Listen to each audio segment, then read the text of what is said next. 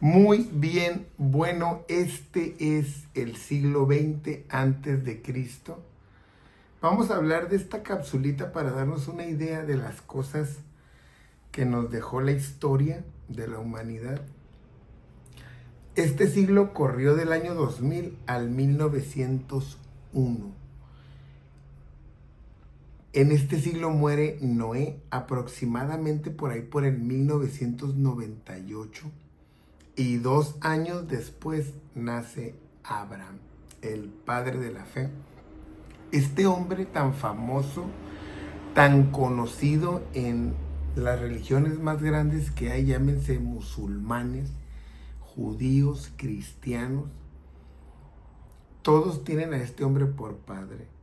En ese siglo vino a la existencia y todos debemos de valorar este siglo por la historia de este hombre que Dios por medio de él hizo. Un hombre que lo sacó de Ur de los Caldeos, ¿no? De Irak actual, se lo llevó hacia Harán, ¿no? Que es la frontera con Turquía, y de ahí de Harán llegó a Canaán y estuvo ahí en Siquem, en Hebrón, en varias partes. La historia de este hombre en los viajes que él hizo, al que Dios le prometió un hijo, ¿no? Que fue Isaac, que también es el portador de la promesa, también Jacob. Entonces Abraham en este siglo es que aparece en la historia. En este siglo también muere Reu.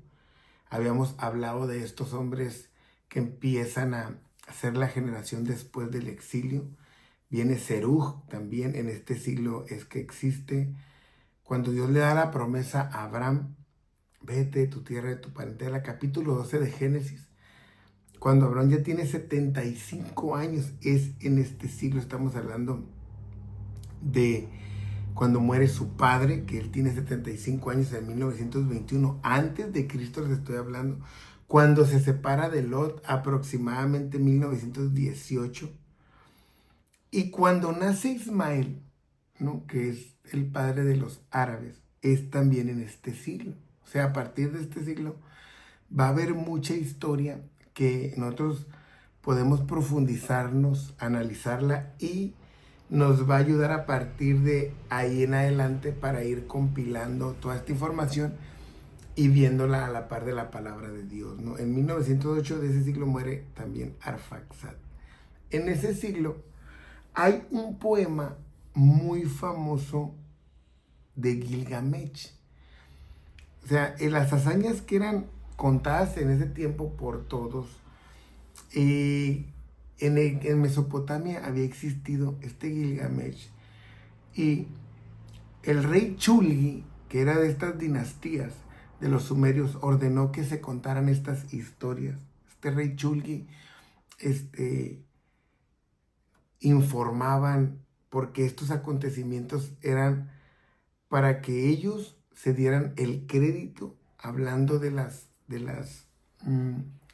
teogonías, ¿no? El crédito de la invención de los dioses o las cosmogonías de cómo había iniciado el cosmos, con todas estas historias pues mitológicas o fantásticas. Entonces se trata mucho de las interrogantes de la humanidad. Esta historia, este poema de Gilgamesh trata mucho acerca de el significado de la vida, la angustia por la muerte y la búsqueda de la inmortalidad. Entonces este Gilgamesh, que era rey de Uruk, una ciudad sumeria, y era hijo de un rey que había sido guerrero y de una diosa llamada Vaca Salvaje, ¿no? Según las tablillas que se han encontrado, todo es de ese tiempo, ¿no? De ese siglo XX antes de Cristo. Se dice que era un humano muy inteligente, pero que era un tirano con su pueblo. Y que según el poema, y que ruegan los hombres a los dioses para que lo eliminen. Entonces viene a la existencia Enkidu, ¿no? Que viene a pelear contra él. Pero resulta que terminan siendo amigos, ¿no? O sea, la pelea los transforma en amigos y empiezan a pelear juntos para ganar fama y renombre. Y hasta que llegan a un lugar, un bosque para agarrar madera, y lo cuidaba un babá, y ahí ellos lo derrotan y se llevan los cedros. Es una historia mitológica donde entonces hay una interrelación dioses y humanos. Lo interesante es que en el tiempo de Abraham ya se hablaba de esto. O sea, ya se enseñaban historias, ya se enseñaban mitos que a la gente la desviaban de Dios. Por eso la importancia de la predicación y de los llamamientos. Porque uno viene a traer la verdad que tanto ha sido lastimada a través de la historia. Estoy hablando del siglo XX antes de Cristo, donde ya habían inventado historias, pues en el caso de este Gilgamesh, ¿no? Que una diosa quiere casarse con él no quiere, ella manda un toro celestial para castigarlo, pero él y Enkidu lo eliminan.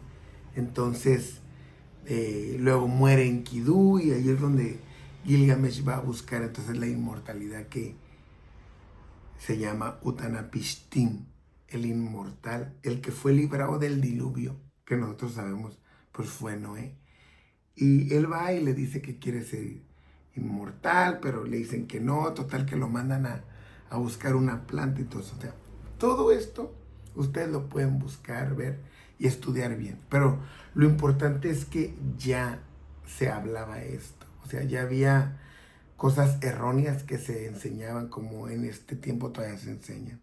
También el Enuma Elish, ¿no? Este poema asirio-babilonio, donde Marduk es el dios del universo, y hay esas tablillas de la creación, donde Tiamat es el agua salada, Apsu el agua dulce, y ellos engendran una familia de dioses, pero como son muy ruidosos y molestan a Apsu, pues decide acabar con ellos, y así su cosmogonía del tiempo de Abraham ya se hablaban también, según estos poemas del Enuma Elish, donde Marduk entonces se convierte en el dios sobre todos los dioses, porque fue dotado de toda perfección, porque según la mitología, él hizo aparecer una constelación con su sola palabra, y de ahí entonces salen los Anunnakis, hijos de Anu, y que ellos son los que dicen que construyeron el Sigurat a Marduk, ¿no?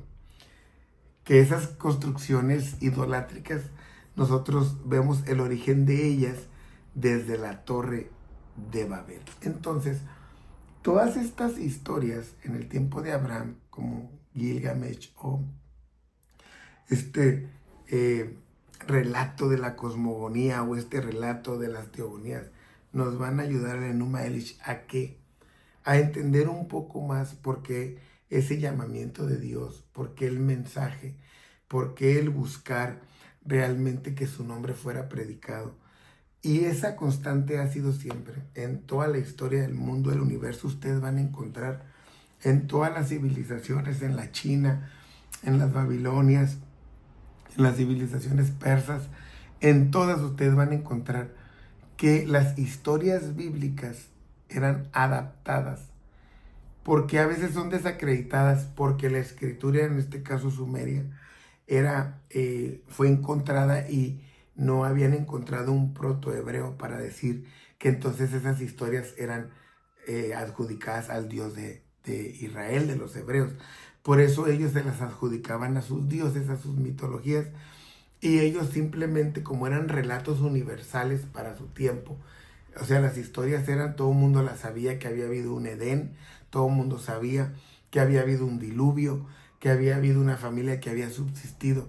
Todo eso eran las historias que se contaban en ese tiempo, como las que actualmente nosotros podemos ver en nuestra generación que se cuentan, ¿no? Como el asunto de las torres de Nueva York, que las derribaron, que son hechos pues muy relevantes, la captura de Saddam Hussein, este dictador de Irak, que fue ahorcado. O sea, son historias que de repente todo el mundo las sabe, pero conforme van pasando el tiempo, las van adaptando y se van dando el crédito de esas historias. Entonces, espero que estas cápsulas te ayuden a profundizar un poco más en la historia y puedas ver este contexto histórico, arqueológico que hay, y que lo puedes googlear, que lo puedes buscar, y que muchas de estas piezas están en los grandes museos del mundo y que dan crédito y dan veracidad a lo que Dios nos enseñó en su palabra, y que nosotros por medio del Espíritu Santo podemos entender las cosas que no son ciertas y que no son verdades, porque